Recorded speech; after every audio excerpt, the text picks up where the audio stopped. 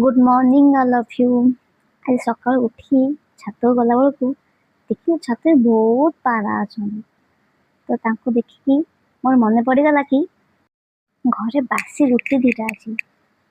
तो ताको नहीं छात गली आते पारा थे समस्ते छिंडी पकड़े समस्ते आसिक खाइले बहुत मन खुशी समस्ते पारा आसिक रुटी खाईदे। तापर मु जाकि वर्षा पाग टे चाह को चुपीली आउे हजबैंड कौन माछ नहीं आसले सका चिंगुड़ी माछ आ रोही माछ इच्छा था कि चिंगुड़ी माछ को भाजीदब आ रोही माछ को तरकारी कर। तो मुझे चिंगुड़ी माछ बाछवा लगी सब बछा बछी करदेली माछ भी धुआ धुई करदेगी लुण हल्दी गोल थोदेली।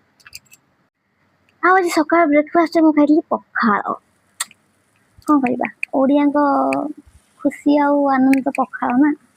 तापर खियापिया सारी मुझे रोषे कम लगिगली माछ भाजी देती चिंगुड़ी भाजिली कि अलग स्टाइल माने